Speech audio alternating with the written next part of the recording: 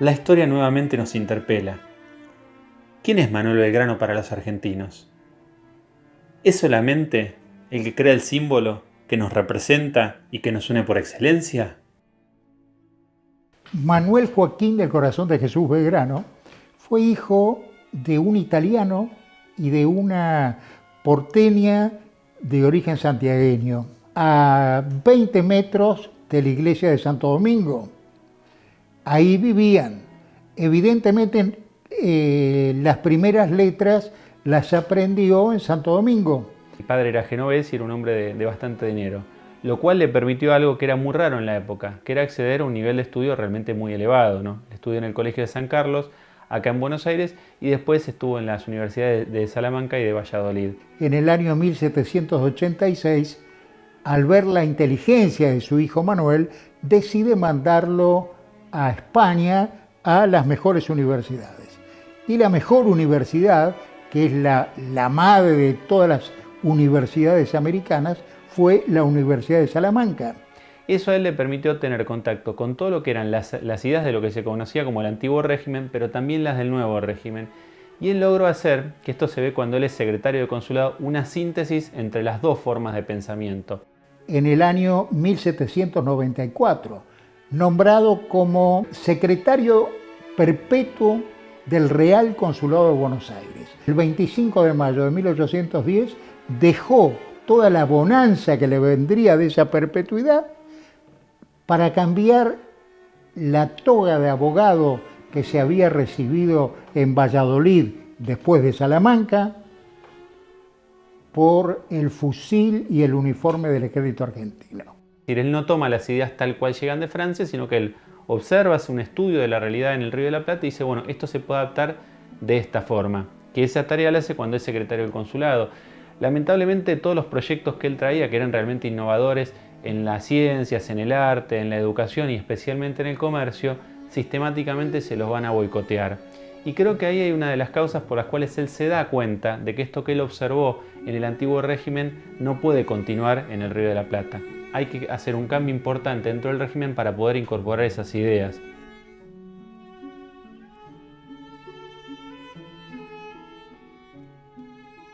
En 1806 y 1807 participando en las invasiones inglesas, en la defensa de la ciudad, primero en la Reconquista y después en la defensa.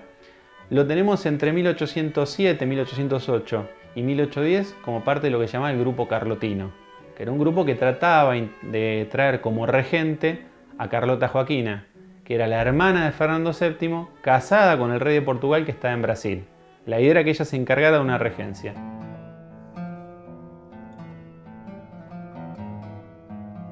Es decir, Manuel Belgrano, el gran pensador de Mayo. El proceso que se inicia en mayo de 1810 es un proceso inicialmente por la autonomía. De hecho, no se habla de independencia en el Cabildo en la Semana de Mayo. Pero Belgrano es uno de los personajes que rápidamente va a hablar de independencia. Mientras muchos decían, lo que tenemos que hacer nosotros es recuperar algunas de las libertades que teníamos antes. Evidentemente, el virrey, Baltasar Hidalgo de Cisneros, sabía que la convocatoria al Cabildo Abierto tenía como objeto principal su destitución, la cual también tenía sentido porque la autoridad que a él lo había nombrado en España, que era la Junta Central de Sevilla, había caído. Ahora, ¿cómo se hace ese planteo a Cisneros? El planteo a Cisneros lo hacen los jefes de los cuerpos militares, concretamente Cornelio Saavedra y Manuel Belgrano. Cornelio Saavedra era el comandante de lo que era la Legión de Patricios, después Regimiento de Patricios, y Manuel Belgrano era oficial de Patricios. Después, durante el Cabildo, también él presenta sus argumentos como abogado que era y como uno de los abogados más capaces que teníamos. Y después como organizador dentro de la Junta Provisional Gubernativa, nuestro primer gobierno patrio, que él actúa como vocal. Rápidamente, como uno de los hombres más formados, le encargan una comisión que él tiene que cumplir. Y uno lo va a observar. Realmente creo que en ese sentido fue un ejemplo de virtudes cívicas, con una obediencia y con un espíritu de sacrificio excepcional.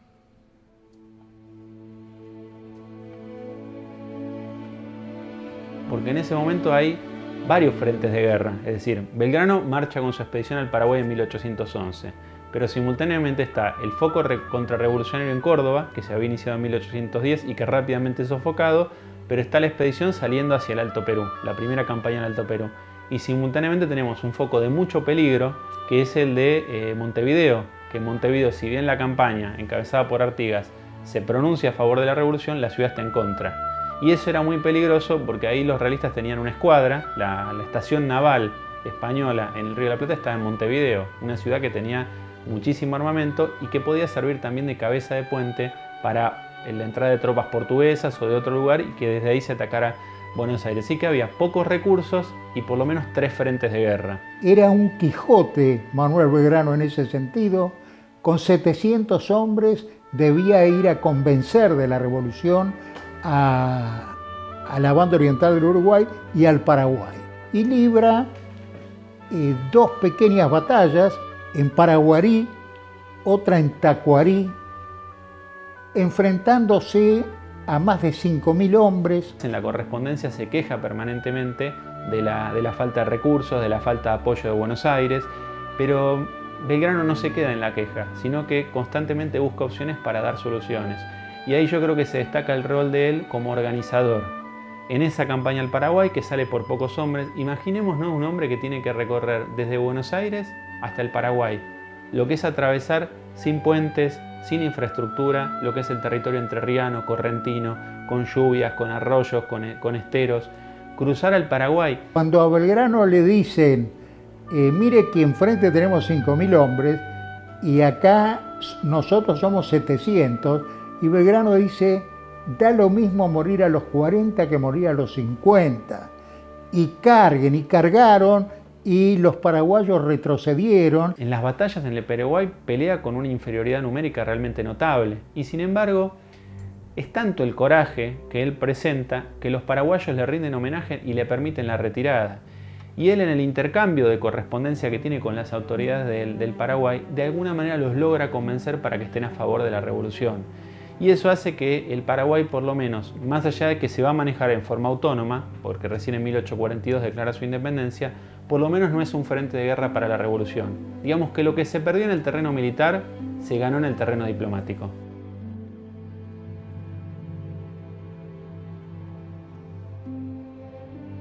Cuando él vuelve de la campaña al Paraguay, lo envían a establecer, a crear 2 baterías. ¿Qué era lo que pasaba? Estos buques realistas que salían de Montevideo, de los que hablamos hace un rato, saqueaban las costas del río Paraná y el río Uruguay. Como estaban sitiados por tierra por el ejército de Rondó y de Artigas, esos buques salían para saquear las costas. Y Belgrano le encargan, como nuestra escuadra había sido destruida, una escuadrilla en el combate de San Nicolás, bueno, no tenemos barcos, ¿qué hacemos? Ponemos baterías en tierra para impedir el paso de esos buques realistas. Él llega a la villa del Rosario, ahora le decimos actualmente Rosario, un 10 de febrero de 1812. El 27 de febrero las baterías están listas. Su tropa no tenía algo que la reconociera como tal, no tenía un uniforme común, mejor dicho, no tenían uniformes. Al triunvirato solicita la creación de una escarapela. Y el triunvirato acepta, y el triunvirato dice será celeste y blanca. Un distintivo que llevaba cada soldado, cada efectivo en combate. Y después nuestras tropas peleaban con las mismas enseñas que los enemigos. Entonces él directamente decide crear lo que sería una insignia, un estandarte. Porque realmente la aprobación oficial como bandera recién va a llegar en 1816. Y ahí se produce la creación de la bandera de las Provincias Unidas, que se hizo por primera vez un 27 de febrero de 1812, en la Villa del Paraná, que él con la tropa formada, fíjate lo que era él, la conciencia que tenía, pero se le hace izar un vecino. Es la idea de esa unión de nuestro pueblo con su ejército que viene justamente para liberarlos. Unos días después, Belgrano manda decir, con la característica humildad de Belgrano que se denota en cómo escribía, dice, no teniendo bandera y necesitándola, la mandé a hacer con los colores celeste y blanco de nuestra escarapela. Nada más. Esa bandera después el triunvirato le pide que la destruya. ¿Por qué? Porque en Europa Fernando VII está haciendo lo que nadie pensó que iba a poder hacer, volver al poder. Esa tropa que ha vencido al propio Napoleón Bonaparte en territorio español, Fernando le empieza a preparar ¿para qué? Para que venga a América a aplastar la rebelión de sus colonias. Entonces el triunvirato duda, y el triunvirato dice, en estas condiciones no podemos seguir peleando, ¿qué tenemos que hacer? Negociar. De hecho, por eso después lo mandan a Belgrano junto con Rivadavia. No sabemos qué hizo Belgrano con esa bandera, si la destruyó o no, pero sí sabemos que la continuó. No sabemos si es el original, la bandera original, pero sabemos que él la llevó a Jujuy, que estuvo en Tucumán también, y que después estuvo en la batalla de Vilcapugio y Ayohuma. Es esto bastante conocido también, que se descubrieron mucho tiempo después de la batalla de Ayohuma unas banderas que se llaman las banderas de Macha, que son las primeras. Una se conserva en el Museo Histórico Nacional y otra se conserva en el territorio boliviano. Son las primeras banderas de las Provincias Unidas, no hablamos todavía de Argentina, que se conservan.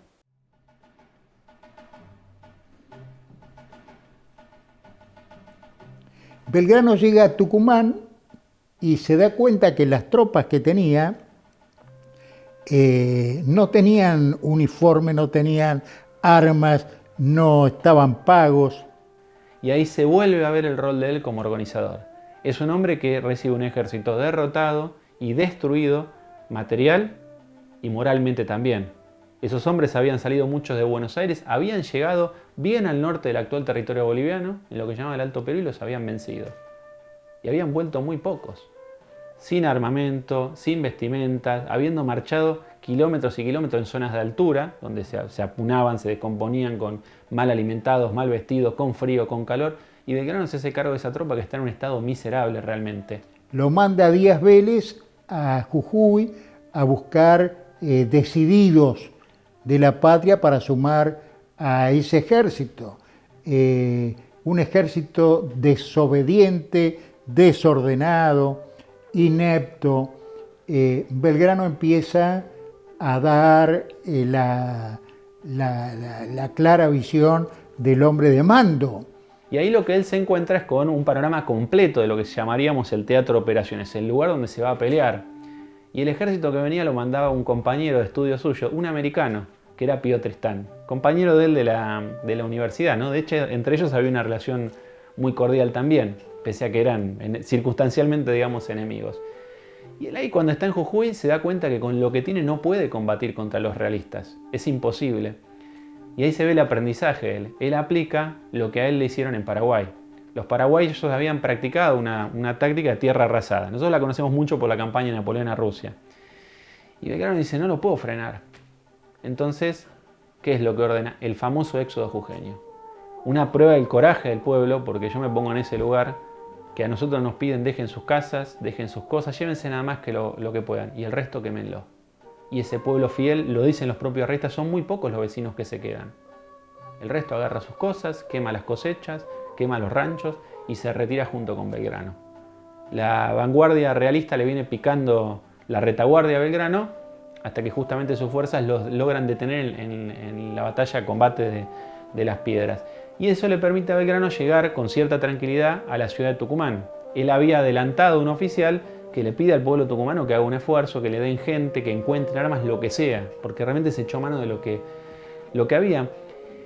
Y con eso poquito que hay, con esa poca fuerza que es muy inferior a la de Pío Tristán, con ese ejército que viene con el objetivo de llegar hasta Buenos Aires y aplastar la revolución, él planta su fuerza en Tucumán, sale al encuentro de los realistas y lo vence en la batalla de Tucumán en 1812. Y el 24 de septiembre, encomendándose a la Virgen de la Merced, es Belgrano quien inicia la batalla con los fuegos de artillería del barón de Holberg y ordenándole a Balcarce que cargue con la caballería. Claro, la gente que tenía Balcarce eran los gauchos tucumanos que no tenían la menor idea de que era combatir en una guerra.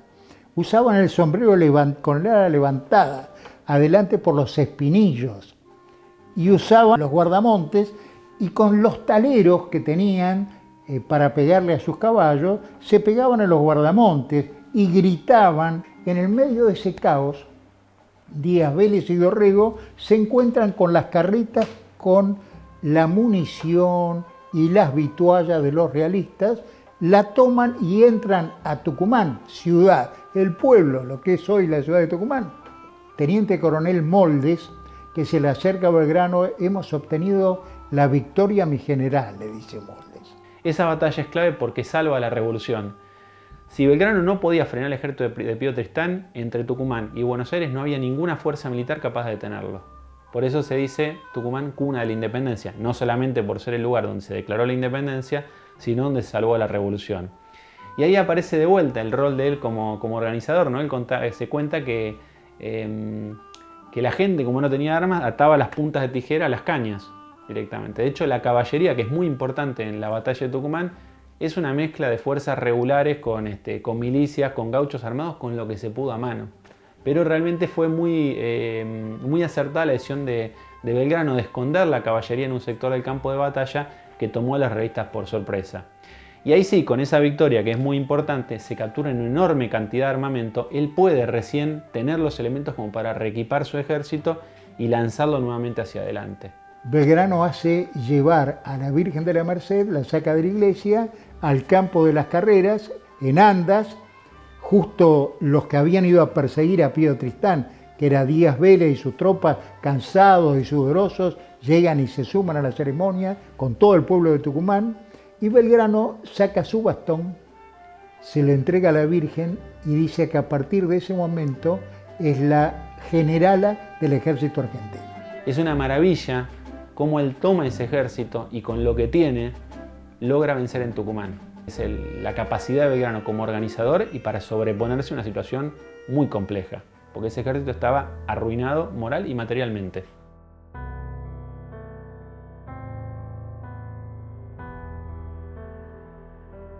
Una vez que se tiene esta noticia en Buenos Aires, es el 8 de octubre que llega la noticia de la victoria de Tucumán, se enarbola la bandera argentina en Buenos Aires, cosa que no había ocurrido antes. Los patricios van al mando de Perdriel, que había sido el segundo jefe cuando Belgrano fue jefe de patricios.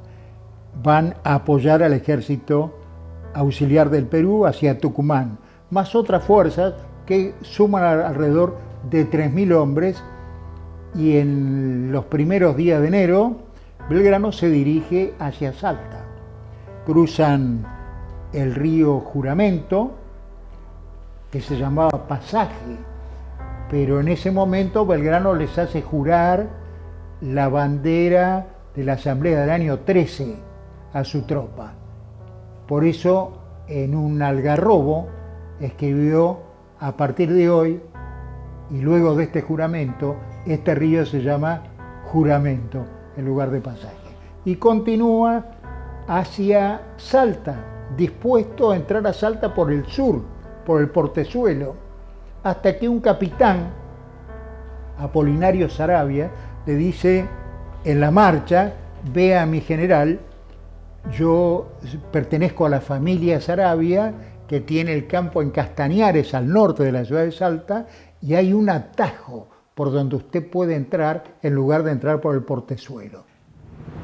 Belgrano les toma juramento de que no van a volver a tomar las armas, y le habla y le explica el significado de la revolución, lo quiere sumar a la revolución. Y el día 21, al día siguiente de la batalla, todo el ejército realista, con Pío Tristán a la cabeza, van dejando al pie de la bandera argentina, por primera vez estuvo tremolando ahí en Salta, en la plaza, van dejando los sables, las tercerolas, los tambores, las cornetas, van dejando todo. Cuando Pío Tristán le quiere entregar el sable a Manuel Belgrano, Manuel le dice no y lo abraza.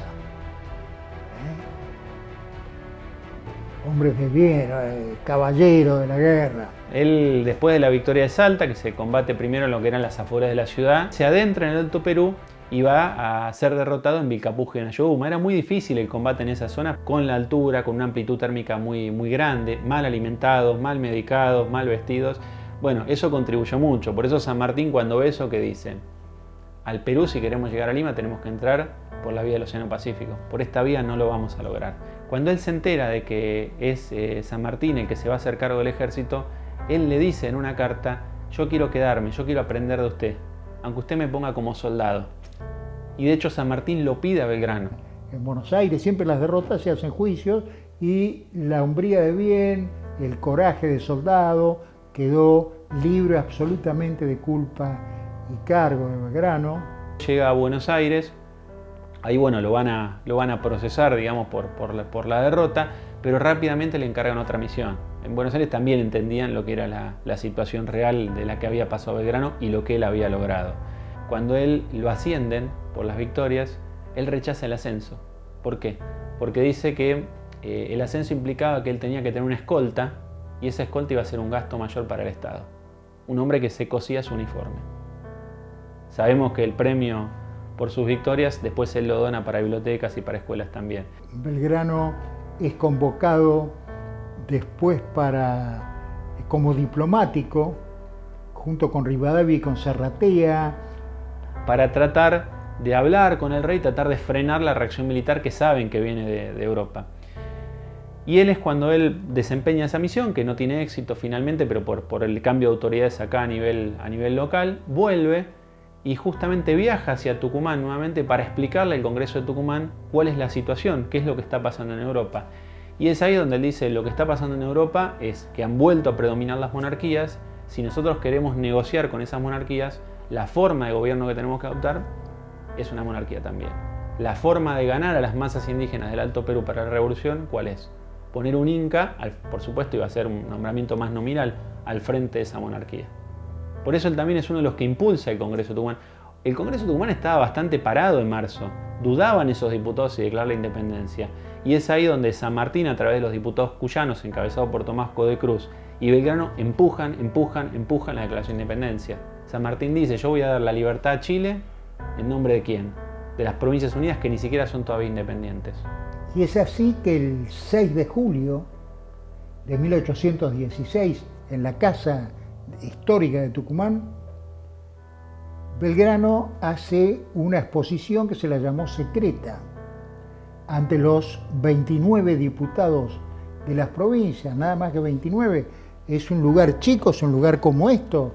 Cuando uno habla de la Casa de Tucumán, el Congreso, no, eran 29 personas.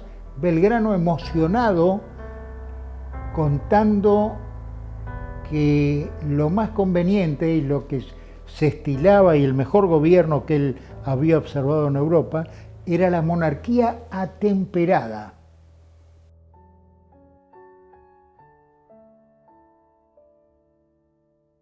Y en 1819 empiezan a eclosionar las tensiones que se habían dado prácticamente desde 1812 entre Buenos Aires y Artigas. Artigas le va a ordenar a sus lugartenientes, a Estanislao López de Santa Fe y a Francisco Ramírez, avanzar contra el directorio que dirigía Rondoy en ese momento. Y entonces al ejército del norte le ordenan volver a Buenos Aires para defender al directorio. Belgrano cumple la orden, ya como podía, porque de hecho él viaja en una especie de galera, en una carreta, ya con su salud arruinada, pero ese ejército se va a disolver cuando se produce el motín de Arequito. Y Belgrano llega acá muy maltrecho, ya directamente llega para morir. Y muere el 20 de junio de 1820, en día que nuestro país estaba sumido en una absoluta anarquía, no hubo ningún homenaje. Como nos cuenta la historia, es real esto, que él va a morir en la pobreza, que le paga al médico con su reloj porque no tenía recursos para hacerlo, que su lápida era una mesa que tenían en la casa y que, bueno, la hacen esculpir para que él tuviera un lugar donde reposar. Y él era terciario de la Orden de los Dominicos. Entonces él pide que lo entierren en el convento de Santo Domingo. Pero decía, como era un pecador y no era digno de ello, pedía que lo entierren afuera del convento de Santo Domingo. Así que muere prácticamente olvidado. Es un solo periódico, el del padre Francisco Pablo de Castañeda, el que lo reconoce. Y la muerte de Belgrano lamentablemente pasa prácticamente desapercibida. Después la figura de él va a empezar a cobrar el lugar que le cabe verdaderamente en la historia. Pero va a pasar bastante tiempo para que se reconozca realmente lo que fue Manuel Belgrano. Bueno, Belgrano fue ante todo un hombre de bien. San Martín está en Cuyo, el ejército de los Andes está poniendo a punto para ir a dar la libertad a Chile. Y el 12 de marzo de 1816, en una carta que le manda a Tomás Godoy Cruz, le dice con respecto a Belgrano, dice, es el más metódico que tenemos en nuestra América. Es lo mejor que tenemos en la América del Sur.